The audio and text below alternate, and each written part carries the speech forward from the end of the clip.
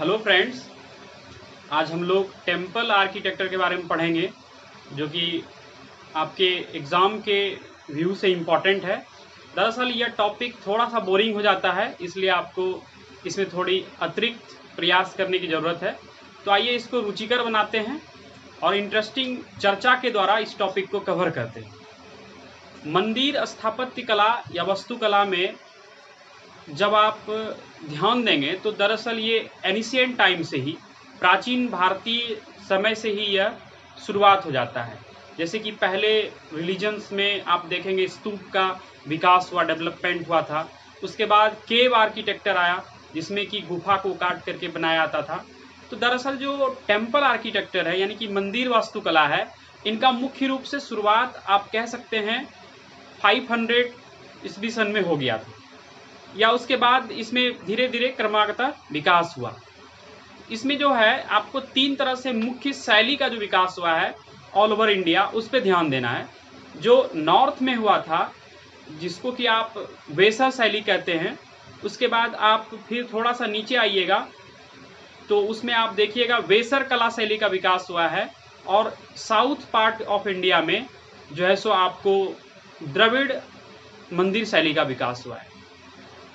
नगर शैली देखिए north India में डेवलप किया, द्रविड़ शैली जो है सो आपका दक्षिण भारत में विकास किया, और बेसर शैली दोनों का ही मिक्स था।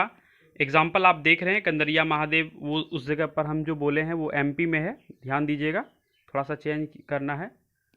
उसके बाद फिर आप सारा तो देख ही लिए, इसका की पॉइंट भी आपको हम अभी बता देंगे, ठीक है, उसको भी आप ध्यान दे दीजिएगा। चलिए उसको की पॉइंट को, बेसर शैली है वो दोनों का ही मिक्स शैली है और यह थोड़ा सा कठिन है, इसको डिफाइन करना बहुत ही मुश्किल हो जाता है बेसर शैली को, क्योंकि ये जो मंदिर स्थापत्य कला है इसमें कोई निश्चित रेशियो नहीं है कि द्रविड़ का किस तरह से इसमें इस्तेमाल किया गया है और नगर शैली का कितना इसमें से जो है सो यूज़ किया गया है, इसलिए थोड़ा सा मुश्किल हो जाता है। आइए हम इसको शुरुआत से देखते हैं, नगर शैली में दरअसल होता क्या था, उसके बाद फिर हम आगे बढ़ेंगे, ठीक है। चलिए देखिए, आइए आप देख रहे हैं पहले जो ये लेफ्ट साइड में जो आपको इमेज दिख रहा है, ये आपका नगर शैली के नाम से जाना जाता है। इनका विकास 500 या 600 ईस्वी के आसपास में हो रहा था, ईस्वी सन में, और ये नॉर्थ इंडिया में प्रचलित था। नॉर्थ इंडिया से आपका मेरा तात्पर्य है जैसे कि गुजरात में दूर तक, फिर राजस्थान हो गया आपका, वहाँ भी इस मंदिर शैली का विकास हुआ था। उसके बाद थोड़ा सा नीचे उतरिए, गंगेटिक प्लेन के पास भी आपका इसका विकास है, मध्य प्रदेश में है, उड़ीसा में है। मुख्य रूप से यह उड़ीसा का सबसे फेमस टेम्पल आप जानते होंगे, खजुराहो बहुत ही फेमस है, लिंगराज मंदिर भी वहाँ पे है, आगे हम बात करेंगे। तो ये मंदिर दरअसल उत्तर भारत में फेमस था, ठीक है। तो आइए इस मंदिर शैली का जो विशेषता है उसको हम देखते हैं, क्या क्या इसका मुख्य विशेषता है। सबसे पहले तो ये जो टेम्पल है इसमें से किसी भी पिलर का इस्तेमाल नहीं होता था, ठीक है, स्पेशल पिलर ताकि उसको सपोर्ट करने के लिए हो, वो यहाँ पे नहीं मिलेगा आपको। उसके बाद ये जो आप देख रहे हैं ये रेक्टेंगुलर या फिर स्क्वायर यानी कि वर्ग आकार या आयताकार एक प्लॉट होता था, जिसमें यहाँ पे उसके बाद एक पहले इस तरह से बेस तैयार किया जाता था, जिसको हम बोलते हैं एक तरह से यहाँ से प्लॉट को बेस किया गया यहाँ से। उसके बाद इस पे एक मंदिर बनाया गया, मेन चेम्बर, जिसमें कि एक गर्भगृह होता था, जिसमें जो मेन डीटी है, जो मुख्य देवता है, उनका पूजा करने के लिए बनाया जाता था। उसके ऊपर थोड़ा सा इसको इस तरह से कर्व आकार का बनाया जाता था। उसके बाद ये जो आप देख रहे हैं इसको बोलते हैं आमलक, और इसके बाद जो ऊपर में है उसको बोलते हैं कलश, ये उसका मुख्य फीचर है।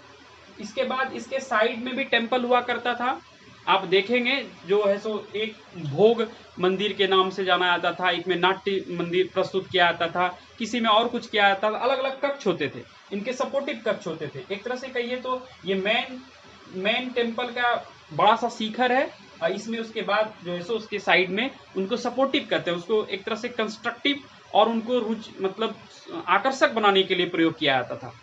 मंदिर बाहर से बहुत ही आकर्षक और बहुत ही कलात्मक होता है, इसमें बाहर से बहुत ही वर्क किया हुआ होता है, हाँ।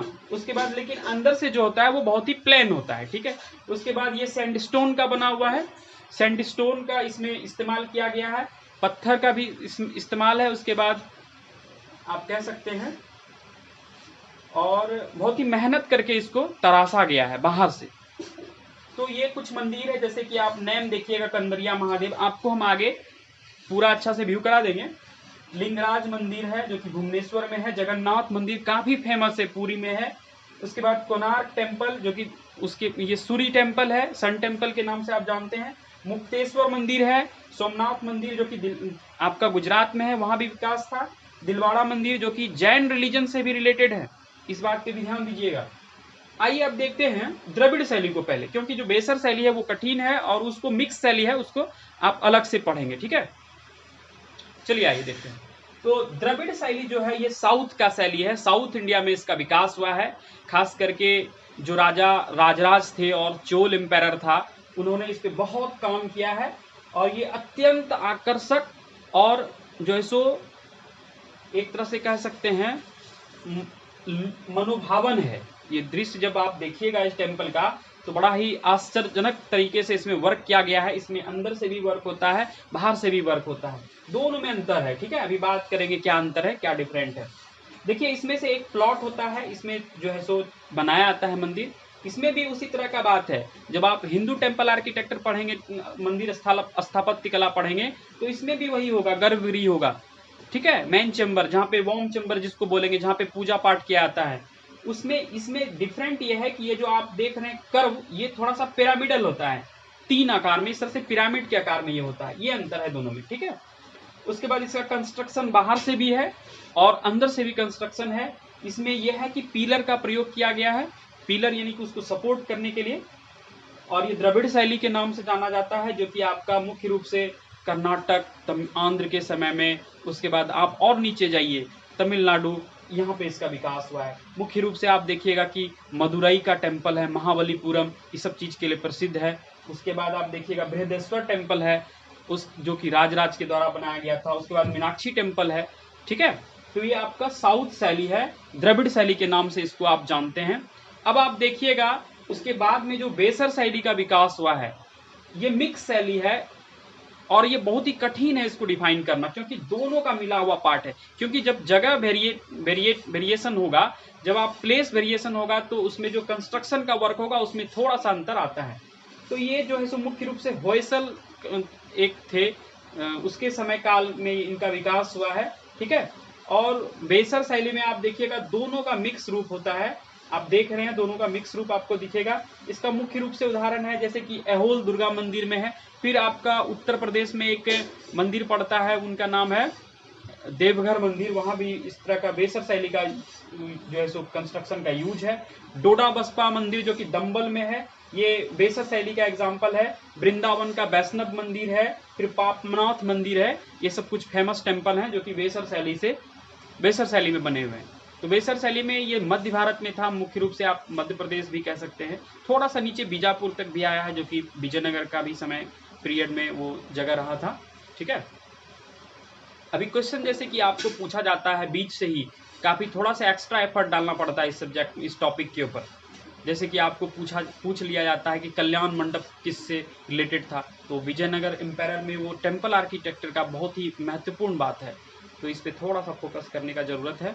जैसे कि आपको पता होना चाहिए कि साउथ साइड में जो टेम्पल का नाम है, जैसे उसको फोकस करना है कि साउथ इंडियन में कौन कौन सा टेम्पल बनाया गया था। आप यदि चाहें एक्स्ट्रा एफर्ट डाल करके तो आप इसको बीच से भी पढ़ सकते हैं, पेज पे जाकर के भी पढ़ सकते हैं, लेकिन ये आप इंटरेस्टिंग हो जाएगा। उम्मीद करते हैं आपके लिए लाभदायक सिद्ध होगा। Thank you for watching.